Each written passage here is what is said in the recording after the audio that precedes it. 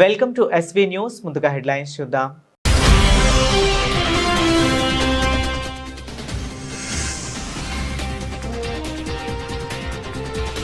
ఉక్రెయిన్పై Russia దాడుల్లో మృతులు సంఖ్య 13కు చేరుకుంది.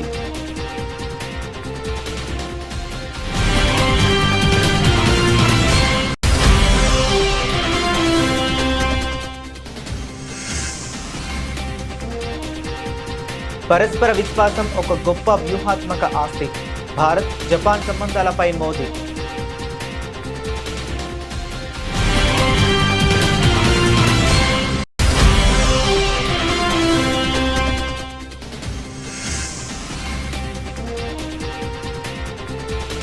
మేనమామ ఎప్పుడు ఖాళీ చేతులతో రారు. కేంద్ర మంత్రి శివరాజ్ సింగ్ చౌహాన్.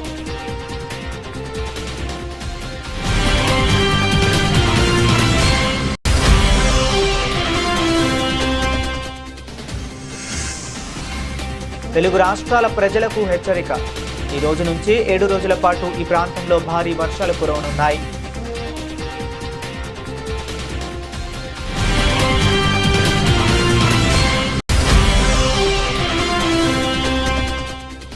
వివాదాస్పద టెక్ సీఈఓ అలెక్స్ టిప్మాన్తో సీఎం రేవంత్ భేటీ. హైదరాబాద్ ఏఐ స్మార్ట్ ట్రాఫిక్ ఒప్పందంపై తెలంగాణ రాజకీయాల్లో రగులుతున్న తీవ్ర దుమారం.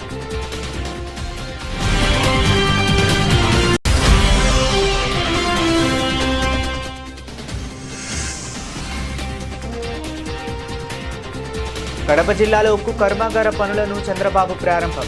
ఈరోజు ప్రారంభించనున్న చంద్రబాబు.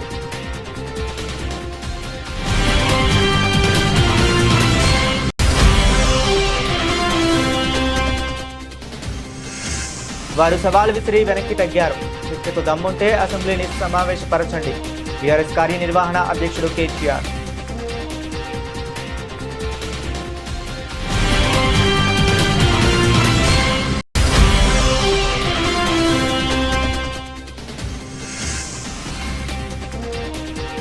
ఆత్మహత్య చేసుకున్న దళిత యువకుడు క్రాంతి కుమార్ కుటుంబాన్ని పరామర్శించిన మాజీ ముఖ్యమంత్రి వైఎస్ జగన్మోహన్ రెడ్డి.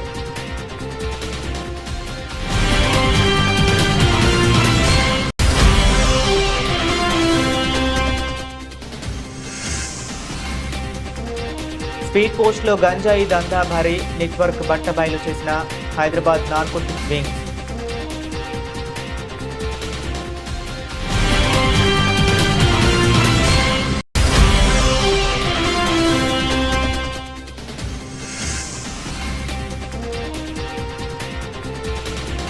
ఉప ముఖ్యమంత్రి పవన్ కళ్యాణ్ తిరుమలలోని శ్రీ వెంకటేశ్వర స్వామిని దర్శించుకున్నారు.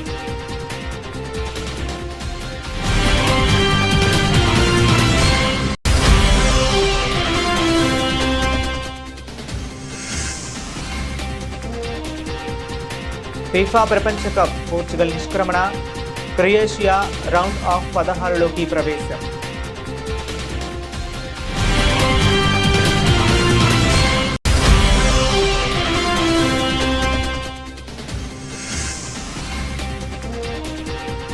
$7 నుంచి $8 చేరిన గుడ్డు ధర.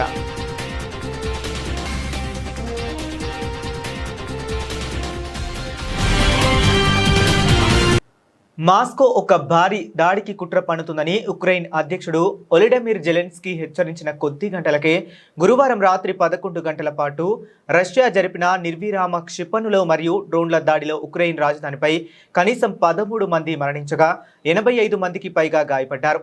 ఈ దాడిలో 13 మంది మరణించినట్లు కీవ్ మేయర్ విటాలీ కిట్లో ధృవీకరించారు. తీవ్రంగా దెబ్బతిన్న కట్టడాలలో చిక్కుకున్న వారిని చేరుకోవడానికి అత్యవసరమైన సిబ్బంది రాత్రంతా అవిశ్రాంతిగా శ్రమించారు. రాత్రిపూట జరిగిన ఈ విస్తృత బాంబు దాడి రాజధానిలోని 30 వేర్వేరు ప్రాంతాలలో తీవ్ర విధ్వంసాన్ని సృష్టించింది. మృతులలో కనీసం ఒక చిన్నారి ఉండగా ఒక అంబులెన్స్ సబ్స్టేషన్పై దాడి జరగడంతో పలువురు అత్యవసర సిబ్బంది గాయపడ్డారు. నివాస భవనాలపై చాలా తీవ్రమైన దాడులు జరిగాయి. దురదృష్టవశాత్తు శిథిలాల కింద నుండి మృతదేహాలను వెలికితీస్తున్నారు అని నగర సైనిక పరిపాలనా అధిపతి టైమూర్ కాన్చెంకో తెలిపారు. ఉక్రెయిన్ రక్షణ దళాలపై జరుపుతున్న యుద్ధంలో కనీసం ఒక్క విజయాన్ని కూడా సాధించలేకపోవటం వల్లే యుద్ధ నేరస్తుడైన పుతిన్ పౌరులు, మహిళలు మరియు పిల్లలపై నీచమైన ఉగ్రవాద తరహా యుద్ధాన్ని మాత్రమే చేయగలుగుతున్నారు అని తిబిహా ఎక్స్ వేదికగా పేర్కొన్నారు. ఉక్రెయిన్కు తిరిగి వెళ్లే ముందు ఐర్లాండ్లో మాట్లాడిన జెలెన్స్కీ పుతిన్ పోరాటాన్ని కొనసాగించాలని కోరుకుంటున్నారు. అందుకే ఈ యుద్ధాన్ని ఇకపై కొనసాగించడం అసాధ్యమయ్యే పరిస్థితులను ఆయన ఎదుర్కొనేలా చేయాలి అని అన్నారు. 16వ భారత్ జపాన్ వార్షిక శిఖరాగ్ర సమావేశానికి జపాన్ ప్రధాని సనాయే తకైచినికి స్వాగతం పలుకుతూ ప్రపంచంలోని 5 అతిపెద్ద ఆర్థిక వ్యవస్థలలో 2 దేశాల మధ్య ఉన్న ప్రపంచ వ్యూహాత్మక భాగస్వామ్యంలో ఆమె చారిత్రాత్మక పర్యటన ఒక కొత్త అధ్యయనానికి నాంది అని ప్రధాని నరేంద్ర మోదీ గురువారం అభివర్ణించారు. తన జపాన్ ప్రధానితో కలిసి నిర్వహించిన సంయుక్త పత్రికా సమావేశంలో మాట్లాడుతూ జపాన్ తొలి మహిళా ప్రధానిగా ఆమె సాధించిన మైలురాయి హోదాను ప్రశంసిస్తూ ప్రధాని మోదీ ఆ జపాన్ నాయకురాలిని తన చెల్లెలు అని పేర్కొన్నారు. భారత్ జపాన్ వార్షిక శిఖరాగ్ర సమావేశం కోసం తొలిసారిగా భారతదేశానికి విచ్చేసిన నా చెల్లెలు జపాన్ ప్రధాని తకైచికి స్వాగతం పలుకుతున్నాను. దానికి ముందు అక్టోబర్ 2025లో టెలిఫోన్ ద్వారా ప్రధానమంత్రి తకైచి పదవి బాధ్యతలు స్వీకరించినందుకు ప్రధాని మోదీ అభివర్ణించారు. ఆగస్టు 2025లో టోక్యోలో జరిగిన 15వ వార్షిక శిఖరాగ్ర సమావేశం కోసం ప్రధాని మంత్రి మోదీ జపాన్ను సందర్శించారు. ఈ భాగస్వామ్యం యొక్క వ్యూహాత్మక అజెండాను ముందుకు నడిపించే ప్రధాన వేదికగా ఈ వార్షిక శిఖరాగ్ర సమావేశం కొనసాగుతుంది. फ्रेंड्स, मैं आपके समक्ष एक विजन रखना चाहता हूं. मैं एक ऐसा विश्व देखता हूं जहां जापान की टेक्नोलॉजी और भारत का मार्केट पोटेंशियल मिलकर सेमीकंडक्टर, फार्मा और क्रिटिकल मिनरल्स में दुनिया को रिजिलियंट सप्लाई चेन प्रस्तुत करें दे. जहां जापान का कैपिटल और भारत की एम्बिशन मिलकर शिप बिल्डिंग, मोबिलिटी और क्लीन एनर्जी में नई ग्लोबल लीडरशिप तैयार करें. जहां भारत और जापान के स्टार्टअप से एआई, क्वांटम और बायोटेक में विश्व के नेक्स्ट जनरेशन सॉल्यूशंस आए. ఆంధ్రప్రదేశ్కు తాను మేనమామ లాంటి వాడినని, మేనమామ ఎప్పుడూ ఖాళీ చేతులతో రాడని కేంద్ర గ్రామీణాభివృద్ధి శాఖ మంత్రి శివరాజ్ సింగ్ చౌహాన్ తెలిపారు. తనను మధ్యప్రదేశ్లో ప్రజలంతా ఆప్యాయంగా మామాజీ అని పిలుస్తారని, ఇప్పుడు ఏపీ ప్రజలకు కూడా తాను మేనమామనే అయ్యానని ఆయన వ్యాఖ్యానించారు. రాష్ట్రానికి వరాల జల్లు కురిపిస్తూ ప్రధాన్ మంత్రి ఆవాస్ యోజన కింద 74,212 పక్కా ఇల్లు, గ్రామీణ రోడ్ల నిర్మాణానికి 422 కోట్ల మంజూరు చేసినట్లు ప్రకటించారు. ఇందుకు సంబంధించిన పత్రాలను ముఖ్యమంత్రి చంద్రబాబు, ఉప ముఖ్యమంత్రి పవన్ కళ్యాణ్ కు అందజేశారు. తిరుపతి జిల్లా రైల్వే కోడూరులో కేంద్ర ప్రభుత్వ ప్రతిష్టాత్మక పథకం Viksit Bharat guarantee for Rozgar Ajeevika mission VBG రామ్జీను CM Chandrababu, deputy CM Pawan Kalyan తో కలిసి శివరాజ్ సింగ్ చౌహాన్ లాంఛనంగా ప్రారంభించారు. ఈ పథకం ఏపీ నుంచి ప్రారంభమై దేశవ్యాప్తంగా అమల్లోకి రావటం చారిత్రక ఘట్టమని ఆయన అభివర్ణించారు. ఈ కార్యక్రమంలో కేంద్ర మంత్రులు పెమ్మసాని చంద్రశేఖర్, కమలేష్ పాస్వాన్, రాష్ట్ర మంత్రులు సత్యకుమార్ యాదవ్, అనగాని సత్యప్రసాద్, స్థానిక ఎమ్మెల్యే అరవా శ్రీధర్, ఇతర ప్రజా ప్రతినిధులు, ఉన్నతాధికారులు పాల్గొన్నారు. हम समृद्ध बना सकें, उनकी आमदनी बढ़ा सकें. और आज मैं आया हूं तो मामा कभी खाली हाथ नहीं आता. और इसलिए मैं आदरणीय मुख्यमंत्री जी, एक तो मैंगो परचेज करने के लिए जो हमारी मार्केट इंटरवेंशन स्कीम है, उस स्कीम के तहत हमने ये फैसला किया है कि हम आम की जो कीमत गिर गई है, कम हो गई है, उसमें किसान को ठीक कीमत देने के लिए हमने ये तय किया है कि आप 2,16,250 मीट्रिक टन आम तोतापुरी मार्केट इंटरवेंशन स्कीम के अंतर्गत खरीद के अपने किसानों को पूरी कीमत दें पसीने की. इसलिए एक तो मैं स्वीकृति की चिट्ठी लाया हूं, मैं वो आपको मैं भेंट करना चाहता हूं. पवन जी भी आ जाएं.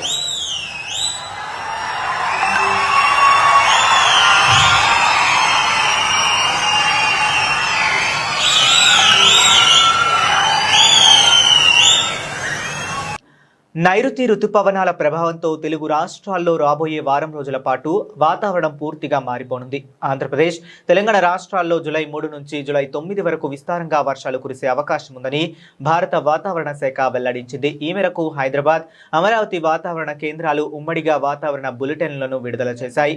రాబోయే 7 రోజుల పాటు 2 రాష్ట్రాల్లోనూ ఉరుములు, మెరుపులతో కూడిన తేలికపాటి నుంచి మోస్తరు వర్షాలు కురుస్తాయని, కొన్ని జిల్లాల్లో భారీ వర్షాలు పడే అవకాశం ఉందని స్పష్టం చేశాయి. ఏపీలోని ఉత్తర కోస్తా, యానాం, దక్షిణ కోస్తా, రాయలసీమ ప్రాంతాల్లో రాబోయే 7 రోజుల పాటు వాతావరణంలో తీవ్ర మార్పులు ఉంటాయి. కోస్తాంధ్రలోని కొన్ని జిల్లాల్లో అక్కడక్కడ భారీ వర్షాలు కురిసే అవకాశం ఉంది. వర్షంతో పాటు గంటకు 40 నుండి 50 కిలోమీటర్ల వేగంతో బలమైన ఈదురు గాలులు వీస్తాయని అధికారులు తెలిపారు. అయితే రాబోయే 5 రోజుల పాటు గరిష్ట ఉష్ణోగ్రతలతో ఎలాంటి పెద్ద మార్పులు ఉండబోవని వాతావరణ శాఖ స్పష్టం చేసింది.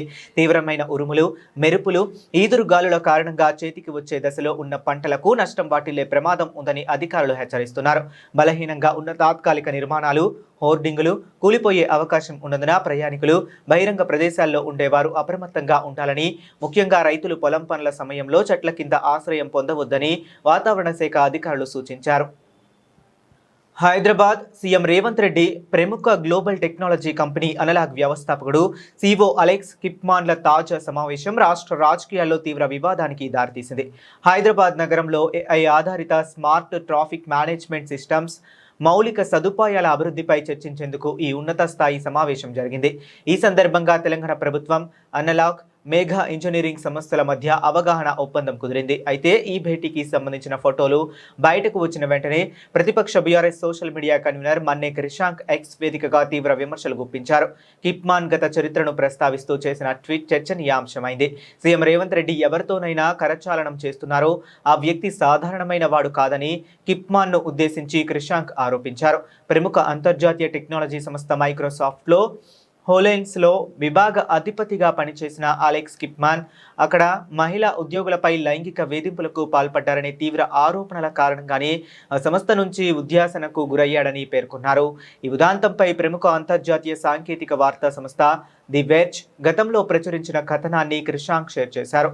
సీఎం ఎవరికి షేక్ హ్యాండ్ ఇస్తున్నారు అని ప్రశ్నించారు. ఒకవైపు రాష్ట్రంలో మహిళల భద్రతకు ప్రాధాన్యమిస్తున్నామని ప్రభుత్వం చెప్తున్న తరుణంలో ఇలాంటి వేధింపుల ఆరోపణల ట్రాక్ రికార్డు ఉన్న టెక్నాలజిస్ట్తో సీఎం అధికారిక ఒప్పందాలు కుదుర్చుకోవటం ఎంతవరకు సమంజసమని బీఆర్ఎస్ శ్రేణులు, నెటిజన్లు ప్రశ్నిస్తున్నారు. కడప జిల్లా జమ్మలమడుగు నియోజకవర్గంలో పారిశ్రామిక ప్రగతికి సరికొత్త అడుగు పడింది. సున్నపురాళ్లపల్లి గ్రామంలో JSW స్టీల్ ప్లాంట్ నిర్మాణ పనులను ముఖ్యమంత్రి చంద్రబాబు ఈరోజు అధికారికంగా ప్రారంభించనున్నారు. అందుకోసం ఆయన తిరుపతి పర్యటన ముగించుకుని నేరుగా సున్నపురాళ్లపల్లి హెలీప్యాడ్కు చేరుకుంటారు.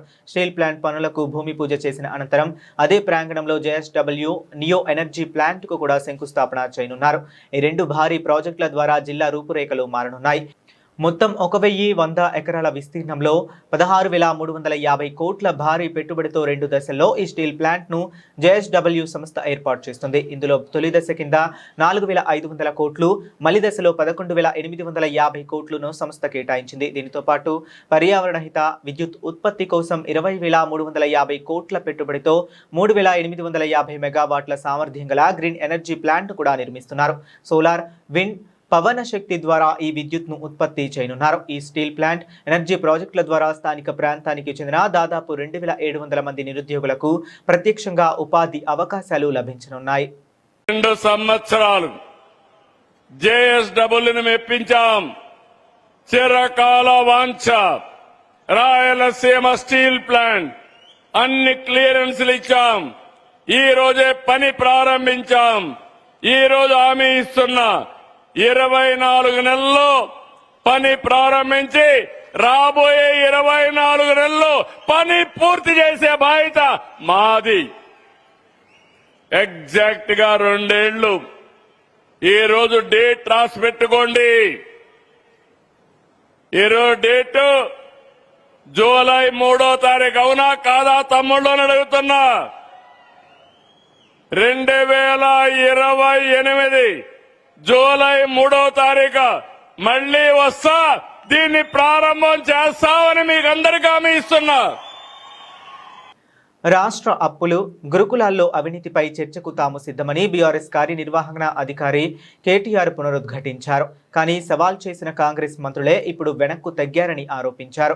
తెలంగాణ భవన్లో మీడియాతో మాట్లాడిన ఆయన సీఎం రేవంత్ రెడ్డి మొదట చర్చకు సవాల్ విసిరారని తెలిపారు. తాము అంగీకరించాక మాట మార్చారని విమర్శించారు. మంత్రి జూపల్లి కృష్ణారావు తెలంగాణ భవన్ కు వస్తానని చెప్పి చివరకు గన్ పార్క్ కు వెళ్లటం ఎందుకని ప్రశ్నించారు. సవాళ్లు విసిరే ముందు వాటిని నిలబెట్టుకునే ధైర్యం ఉండాలని అన్నారు. గన్ పార్క్ కు వెళుతున్న మాజీ మంత్రి హరీష్ రావుతో పాటు బీఆర్ఎస్ నేతలను పోలీసులు అడ్డుకుని అరెస్ట్ చేయడాన్ని కేటీఆర్ ఖండించారు. ప్రభుత్వానికి ఏ అంశంపైన బహిరంగ చర్చ చేపట్టే ధైర్యం లేదని ఆరోపించారు. హరీష్ రావు సహా అరెస్టు చేసిన వారిని వెంటనే విడుదల చేయాలని డిమాండ్ చేశారు. ప్రజల ముందే అన్ని వాస్తవాలు చెప్పాలని భావించిన ప్రభుత్వం అడ్డుకుందని విమర్శించారు. రాష్ట్ర అప్పులు, గురుకులాల్లో అవినీతిపై చర్చించేందుకు ప్రత్యేక అసెంబ్లీ సమావేశాలు నిర్వహించాలని కేటీఆర్ డిమాండ్ చేశారు. స్పీకర్ ఎలాంటి ఆంక్షలు లేకుండా పూర్తి స్థాయిలో చర్చకు అవకాశం కల్పించాలని కోరారు. మరోవైపు గన్ పార్క్ వద్ద మంత్రి జూపల్లి కృష్ణారావు మాట్లాడుతూ తన సవాల్ కేటీఆర్, హరీష్ రావులకు కాదని తెలిపారు. నేరుగా కేసీఆర్ కేనని స్పష్టం చేశారు. తాను చెప్పిన అప్పుల లెక్కలు తప్పని నిరూపిస్తే మంత్రి పదవితో పాటు ఎమ్మెల్యే పదవికి కూడా రాజీనామా చేస్తానని ప్రకటించారు. ప్రెస్ వాళ్ళు తీసుకుపోతారు, వాళ్ళ బండ్లలో తీసుకుపోతారు మీరు కావాలంటే. Thank you. ఇంకొక 5 నిమిషాలు చూద్దాం. ఇప్పుడు మమ్మల్ని ఫోన్ ఇయ్యారంటే ఆయన రాడంట, మరి ఏం చేయాలి మేము? లేదంటే మీ టీవీ స్టూడియోలలో పెట్టినా ఆడికన్నా వస్తాం. కనీసం మీరు టీవీ స్టూడియో అన్న డిసైడ్ చేయండి, అక్కడికి రావడానికైనా మేము సిద్ధం, లేదా అసెంబ్లీ అయినా సిద్ధం. Thank you. వట్టినాగులపల్లిలో భూముల మీద పడి గూండాగిరి చేసింది ఎవరో అందరికీ తెలుసు. బాంబులు వెళ్తాయని డైలాగులు కొట్టి, తొడలు కొట్టి, జబ్బలు జరిచి చివరికి పారిపోయింది ఎవరో అందరికీ తెలుసు. ఇవాళ లొట్టపీస్ కేసులు పెట్టి గూండాగిరి చేసే ప్రయత్నం చేసి ప్రతిపక్షం గొంతు నొక్కే ప్రయత్నం చేస్తున్నది ఎవరో అందరికీ తెలుసు. ఎన్ని కేసులు పెట్టుకున్నా, మీరు ఎన్ని భూ కబ్జాలు చేసినా అన్నిటినీ కక్కించేది ఖాయం. ప్రభుత్వంలోకి వచ్చిన తర్వాత తప్పకుండా ఎవరెవరు అక్రమార్కులు ఈ 1 కోటి ఎకరాలు నిషేధిత జాబితాలో పెట్టిన వాళ్ళు ఎవరు, దాని వెనకాల జరుగుతున్న 30% లావాదేవీలు ఏంటి, ఇవన్నీ కూడా కక్కించే బాధ్యత. ఇవాళ బీజేపీ అండ చూసుకొని కాంగ్రెస్ మంత్రులు బీజేపీ అండ చూసుకొని చెలరేగిపోతూ ఉన్నారు. వాళ్ళ మీద ఈడీ దాడులు జరిగినా వాస్తవాలు బయటికి రావట్లేదు. అందుకే ఇష్టం వచ్చినట్టుగా మాట్లాడుతున్న మంత్రులు తప్పకుండా వారి అవినీతిని కక్కించే రోజులు కూడా దగ్గరలో ఉన్నాయి.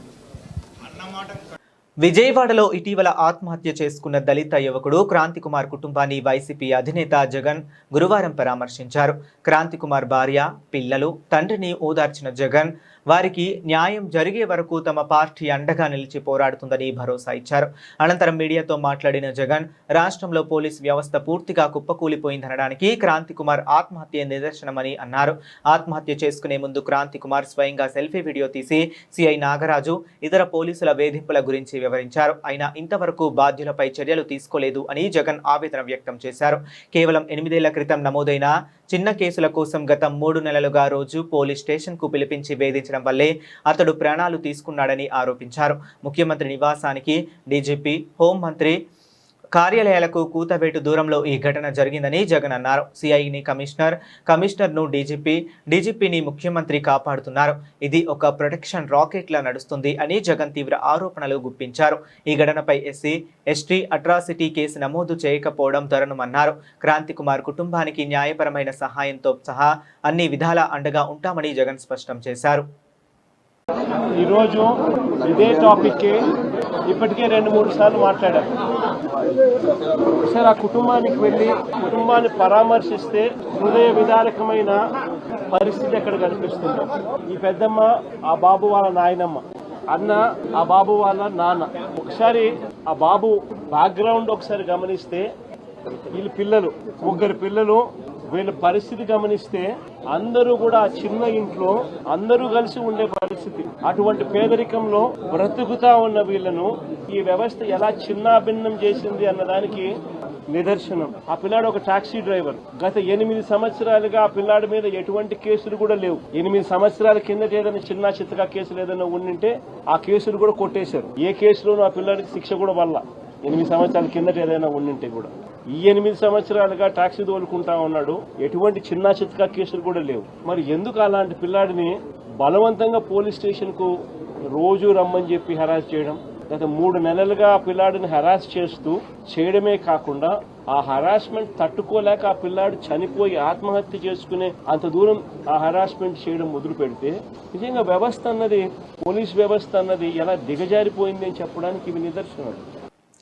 భారత తపాలా శాఖకు చెందిన స్పీడ్ పోస్ట్ సేవలను అడ్డం పెట్టుకుని దేశవ్యాప్తంగా గంజాయి సరఫరా చేస్తున్న భారీ అంతర్రాష్ట్ర ముఠా గుట్టును హైదరాబాద్ నార్కోటిక్స్ ఎన్ఫోర్స్మెంట్ వింగ్ అధికారులు రట్టు చేశారు.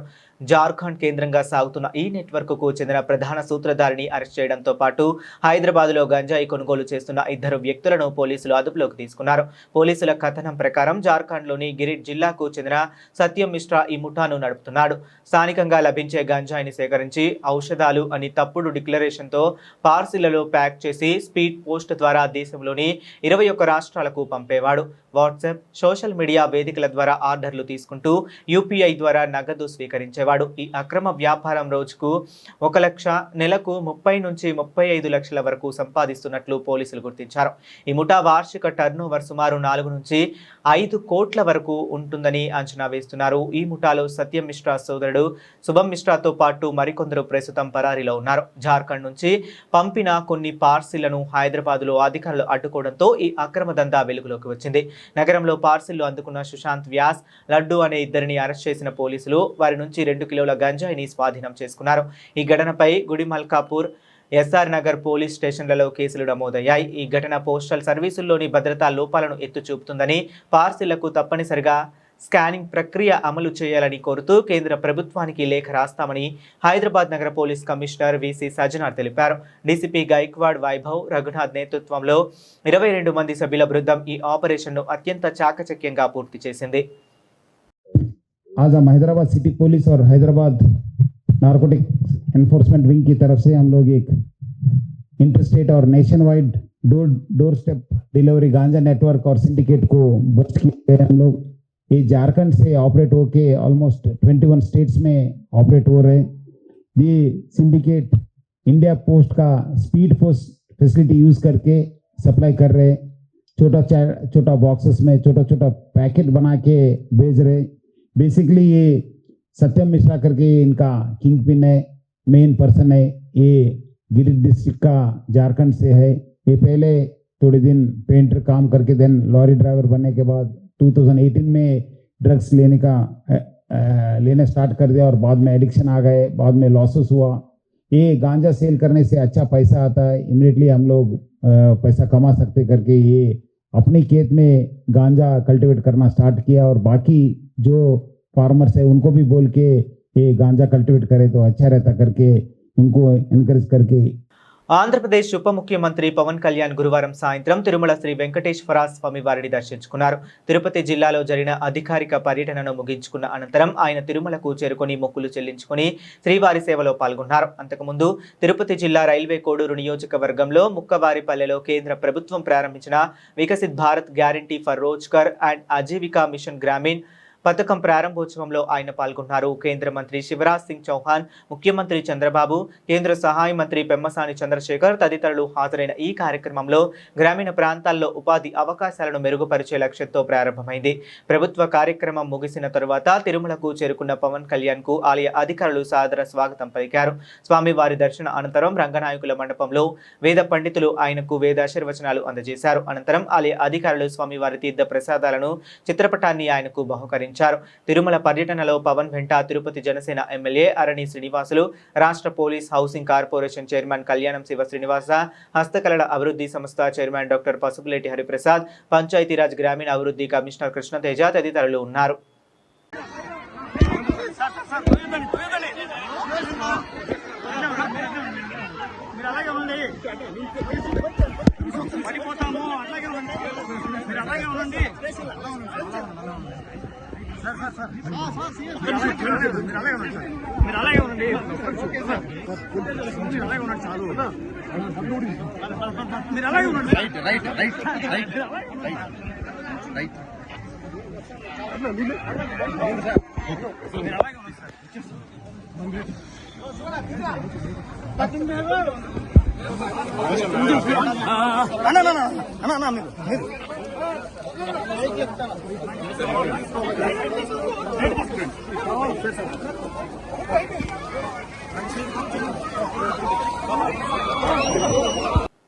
సబ్స్టిట్యూట్ గోన్సల్ రామోస్ సాధించిన అద్భుతమైన గోల్ పుణ్యమా అని పోర్చుగల్ 2-1 తేడాతో క్రియాషినాను ఓడించి ప్రస్తుతం జరుగుతున్న ఫీఫా ప్రపంచ కప్ చివరి 16వ దశలోకి ప్రవేశించింది. గురువారం రాత్రి జరిగిన మ్యాచ్లో అదనపు సమయం ప్రారంభమైన 4 నిమిషాలకి రామోస్ హెడర్తో బంతిని క్రియేషియాకి సెట్లోకి పంపాడు. ఇక దీంతో ఎక్కువ అవకాశాలు సృష్టించుకున్నప్పటికీ వాటిని సద్వినియోగం చేసుకోలేకపోయిన క్రొయేషియాకు పోర్చుగల్ పై చేయి సాధించింది. అయితే చివరి నిమిషం వరకు నాటకీయత కొనసాగింది. రౌండ్ ఆఫ్ 16కు అర్హత సాధించామని క్రొయేషియా భావించినప్పటికీ విఆర్ తరువాత జోస్కో గ్వార్డియోల్ చేసిన గోల్ను ఆఫ్ సైడ్ కారణంగా రద్దు చేశారు.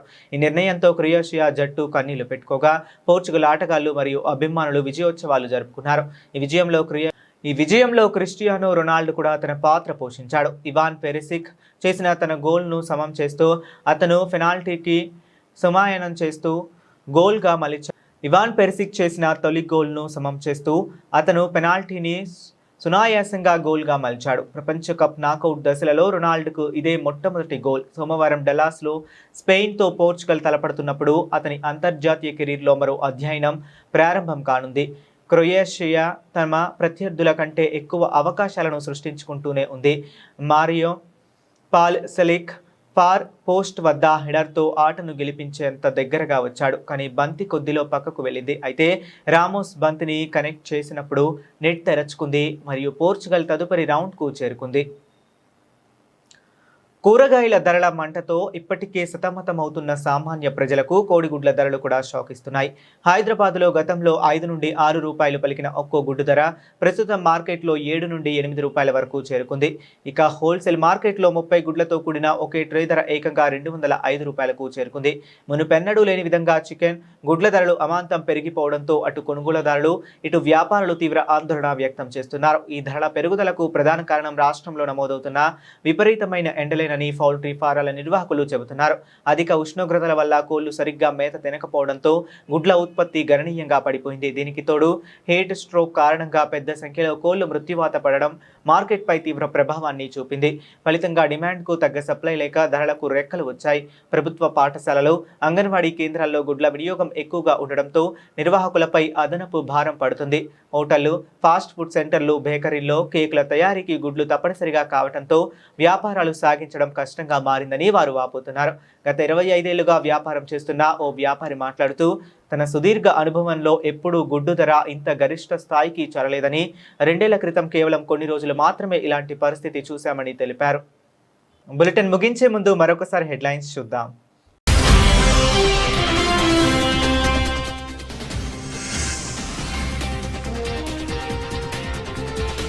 ఉక్రెయిన్పై రష్యా దాడుల్లో మృతులు సంఖ్య 13కు చేరుకుంది.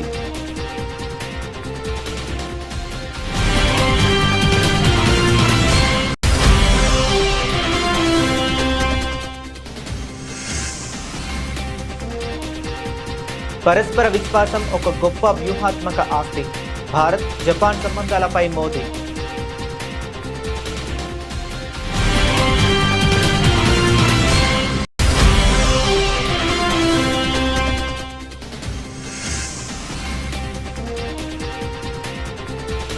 మేనమామ ఎప్పుడు ఖాళీ చేతులతో రారు.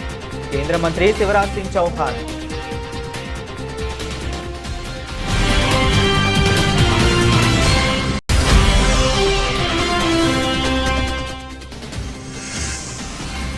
తెలుగు రాష్ట్రాల ప్రజలకు హెచ్చరిక. ఈ రోజు నుంచి 7 రోజుల పాటు ఈ ప్రాంతంలో భారీ వర్షాలు కురవనున్నాయి.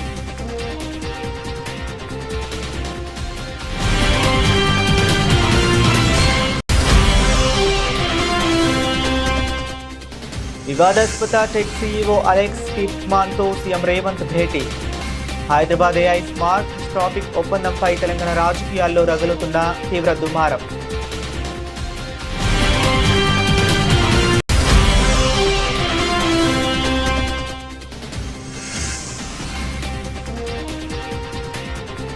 కడప జిల్లాలో ఉక్కు కర్మాగార పనులను చంద్రబాబు ప్రారంభం. ఈరోజు ప్రారంభించనున్న చంద్రబాబు.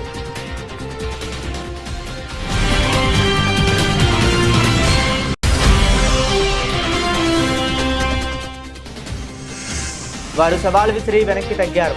చర్చకు దమ్ముంటే అసెంబ్లీని సమావేశపరచండి. టీఆర్ఎస్ కార్యనిర్వహణ అధ్యక్షుడు కేటీఆర్.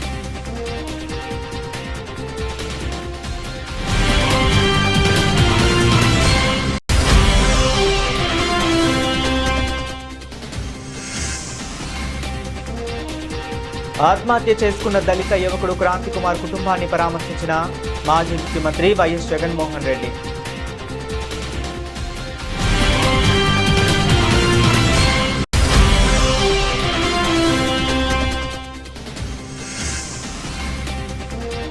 స్పీడ్ పోస్ట్లో గంజాయి దందా భారీ నెట్వర్క్ బట్టబయలు చేసిన హైదరాబాద్ నార్కోటిక్ వింగ్.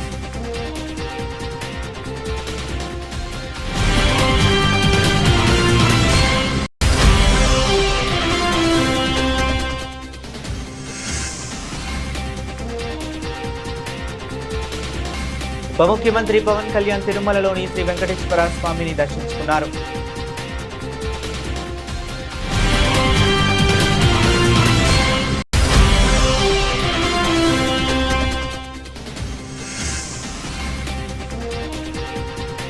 ఫిఫా ప్రపంచ కప్ పోర్చుగల్ నిష్క్రమణ, క్రొయేషియా రౌండ్ ఆఫ్ 16లోకి ప్రవేశం.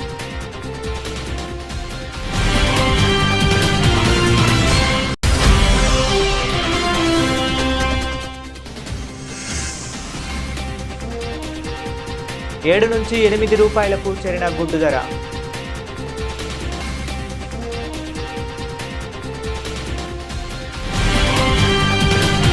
ఇవి ఇప్పటి వరకు ఉన్న అప్డేట్స్. మరిన్ని అప్డేట్స్ కోసం కీప్ వాచింగ్.